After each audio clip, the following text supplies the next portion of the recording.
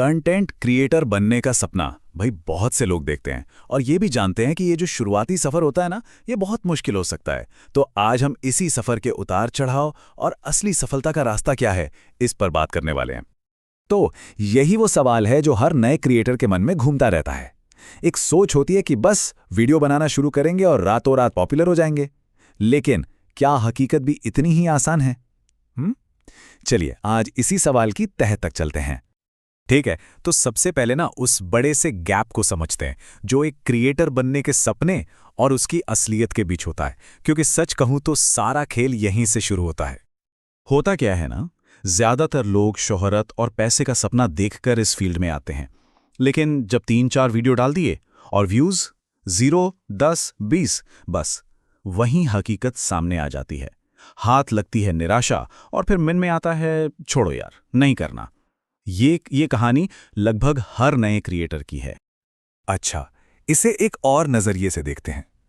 एक बात बताइए, क्या यह मुमकिन है कि कोई सिर्फ 4 दिन की पढ़ाई करे और कोई बड़ा सा कॉम्पिटिटिव एग्जाम पास कर ले? नहीं ना, बिल्कुल नहीं। तो फिर हम कंटेंट क्रिएशन से इतनी जल्दी सफलता की उम्मीद आखिर कैसे कर सकते हैं?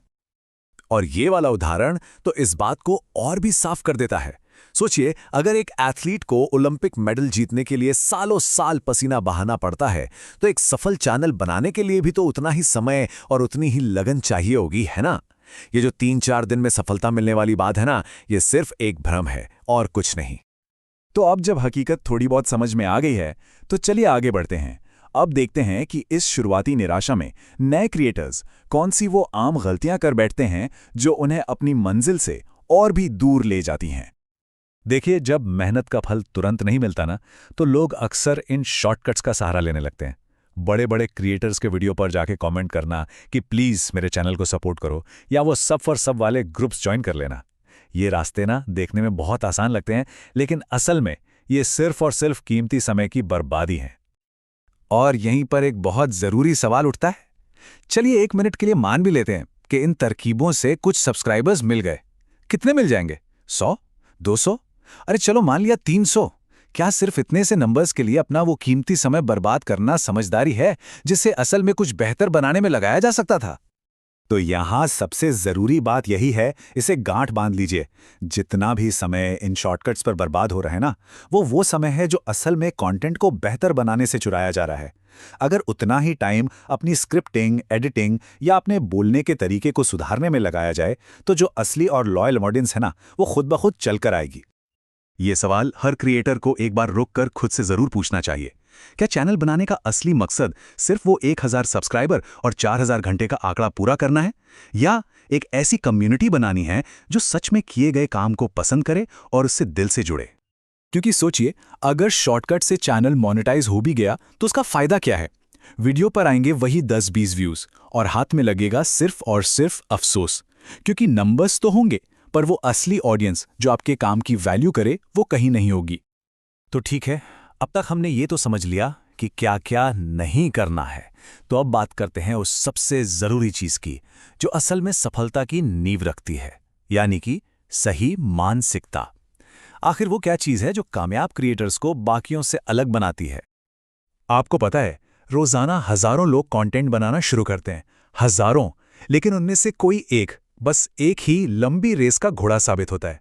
और इसकी वजह कोई ट्रिक या शॉर्टकट नहीं है, वजह है उनकी मानसिकता। उनका सोचने का तरीका ही अलग होता है। तो ये हैं वो 4 बातें जो एक विनर की मानसिकता बनाती हैं। पहला, धैर्य रखना, मतलब पेशेंस। दूसरा, हर वीडियो के साथ अपने काम को थोड़ा और बेहतर बनाने की कोशिश करना।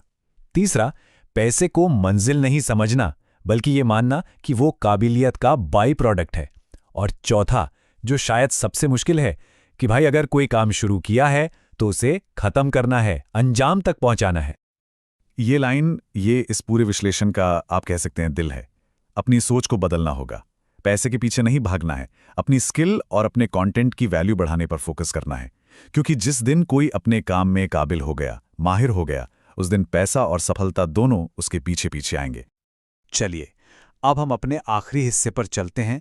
यहाँ हम देखेंगे कि जब कोई इन सभी बातों को ध्यान में रखकर लगातार मेहनत करता है ना, तो उस मेहनत और धैर्य का फल कितना मीठा होता है।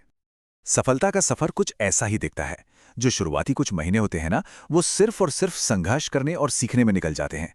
लेकिन अगर कोई हार माने बिना सिर्फ 1 साल, बस 1 साल भी पूरी लगन से काम कर ले, तो यकीन मानिए जो नतीजे मिलते हैं ना, वो जिंदगी बदलने वाले हो सकते हैं।